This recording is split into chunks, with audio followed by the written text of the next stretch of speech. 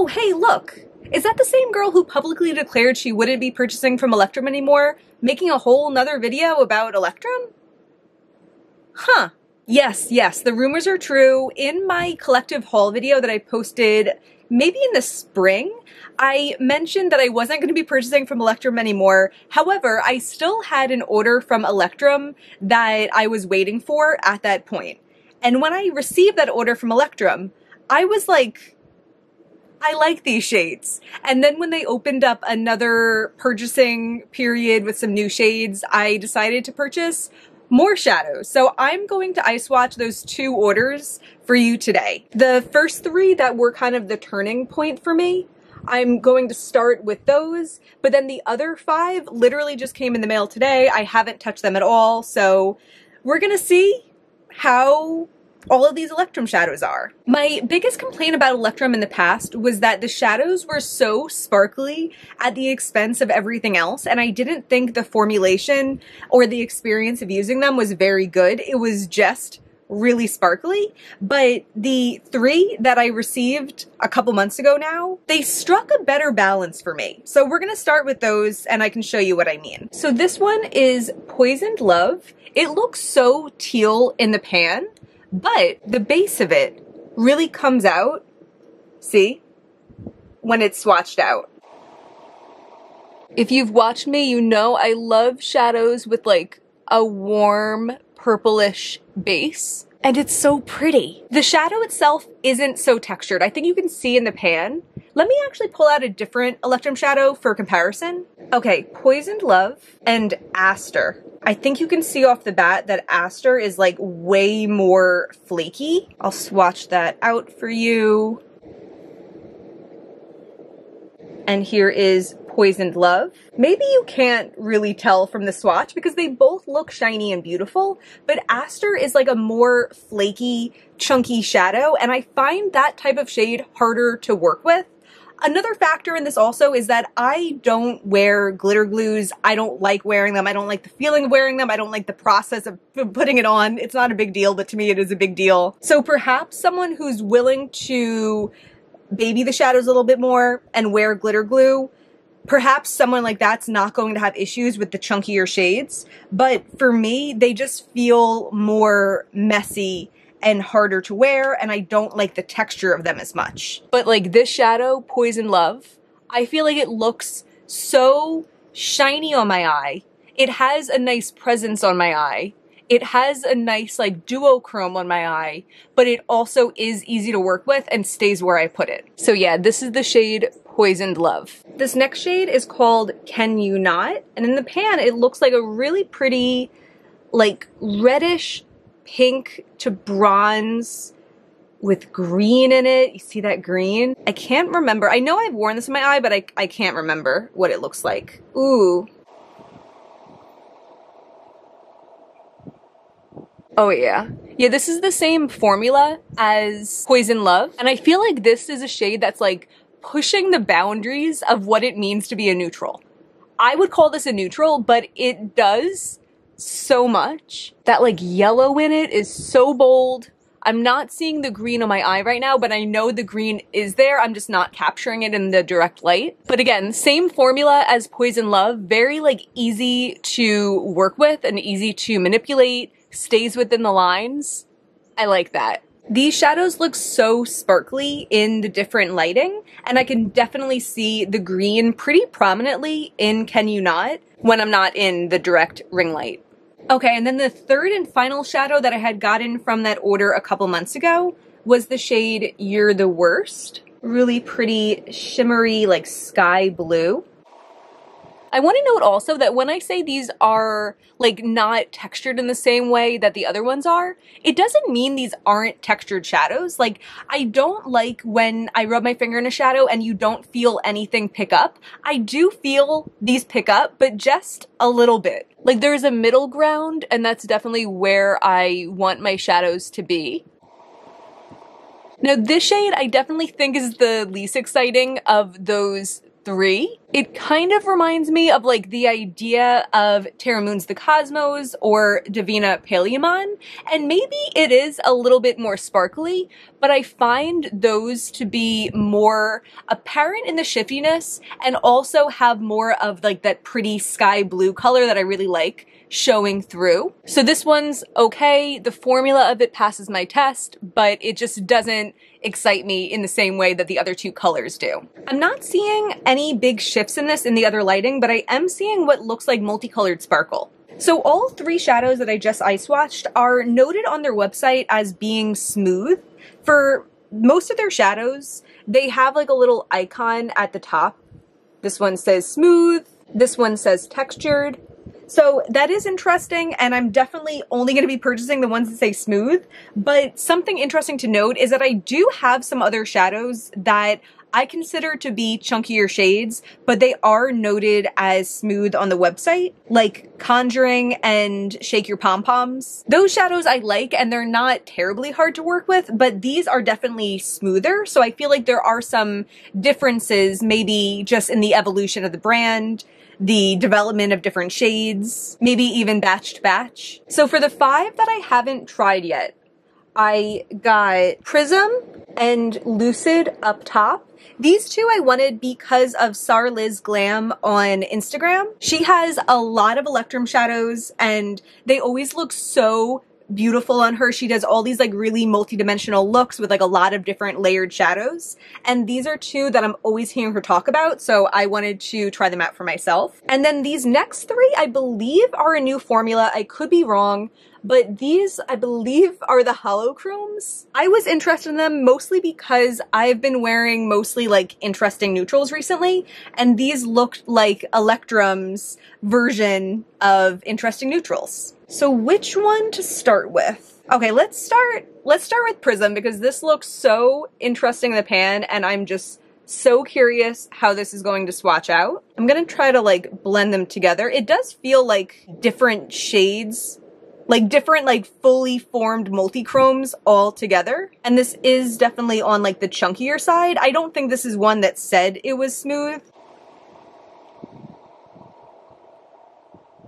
Okay, so if I were to wear this, I would definitely go in with a lighter hand. But that is interesting how all the colors kind of morph together to be this like really pretty cool toned neutral. It could also be just from the particular spot that I picked up, but I could see this being a shadow to like add sparkle to a look with, because it's very sparkly, it's very wet look, but it's not the smooth, easy to work with formula that I would describe the last 3 as. But yeah, again, I wasn't really going into this shade expecting it to be. I just had to know. And I do like it. Okay, and then let's try Lucid. This reminds me of Fairy Fire that I have from Divina, and I know other brands also have like their own versions of it. Yeah, this one I went in too heavy also. Oh my god. Wow, they are a little bit more on the flaky side. These don't feel ooey gooey. These just feel like I need to remember to go in with a little bit of a lighter hand with these. But both of these in particular feel very like wet look, and I really like a good wet look. And I also like that both of these are on the more neutral shade, which makes me feel like I'm going to wear them a lot more compared to some older Electrum shades that I have. I feel like a lot of the older ones I have, I thought based on the website that they were going to be more like mid-toned, and then getting them, they feel like kind of dark. So I like that these are not only in like the realm of neutral, for me, my pretty wide realm of neutral, but they're also pretty light toned. It's been several hours, my battery died, my eyelids hurt, but we are back. So the first of these sparkly shadows, or were they called like sparkle chromes? I know I was saying holochromes before, but maybe they were called like sparkle chromes. This one is Stargazer, and it looks kind of like a rose gold. I see multicolored sparkles in it though. Like looking at it, I see mostly like a reddish pink and like a yellow. Very interesting. Can you see that? Yeah, you can. Oh, I love when these things come up on camera. Okay, moment of truth. All right. It's like pretty pressed down, but it does come up a little bit more than like those first three did, but not as much as the last two, Prism and Lucid. This, like, it feels really nice. It kind of reminds me of the way that the Shine BSD ones pick up. Oh. And actually, it kind of reminds me of how those look on the lid, too. That's really pretty. Yeah, I definitely see the multicolored sparkle, especially when it's, like, out of focus for a minute. I'm not seeing a big duochrome. I mean, I guess I am seeing the difference. Like, it looks like a brownish color in the base, but then, like, it's more gold where the light hits it, but it's, like, a cooler sparkle here. I'm curious how this will look in the other angles, but I really like it. I feel like this is kind of, like, best case scenario for how this shadow was going to go. And then the next one is called Illuminated. This one looks like even more going on in the pan. Like Stargazer, I didn't realize it had multicolored sparkles to it until I got like really up close to it. But I think Illuminated is more going on. Like I'm seeing green, I'm seeing red, I'm seeing a little bit of yellow. Ooh, cool. Okay, this one feels a little bit looser in the pan, but still pretty good. I'm seeing, you know, like it's on my lashes, which is usually a thing that I don't like, but I think this is one, oh wow, that I'm gonna have to be a little bit more careful with also. Interesting. I like the look of this sparkle in this one. Like this one looks really multidimensional, really undeniably multidimensional, but somehow this one looks more like a powder, and I feel like this one looks more like a gel, like a pressed glitter. It doesn't feel like a pressed glitter. I've definitely tried some from Electrum that feel a little bit more like a pressed glitter. This one felt like a powder, but didn't stay within the lines quite as nicely. I think I'm going to be willing to work with this though, because there's so much going on so visibly. It's really a spectacular shade, and I don't think I have anything quite like this. Yeah, very cool. In the other lighting, I can see differences in the formula. I think the first one, Stargazer, looks a lot more like a wet shine, and I think Illuminated, it keeps its multicolored sparkle, but it's almost equally as interesting in the direct lighting as it is out of the direct lighting. The out of the direct lighting doesn't really add anything to it.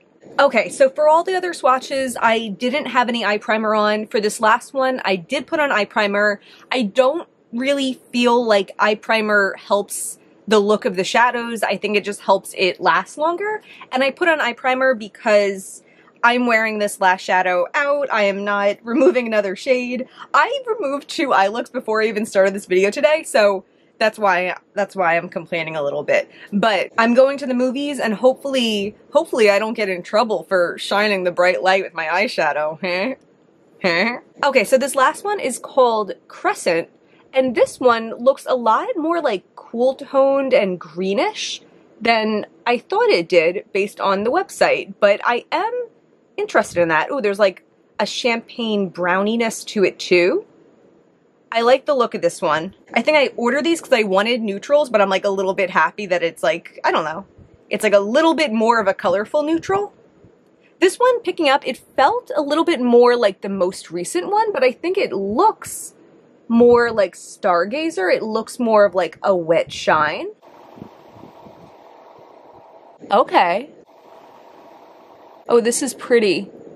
This one kind of reminds me of what the copacetic flakies were trying to do, but failing at.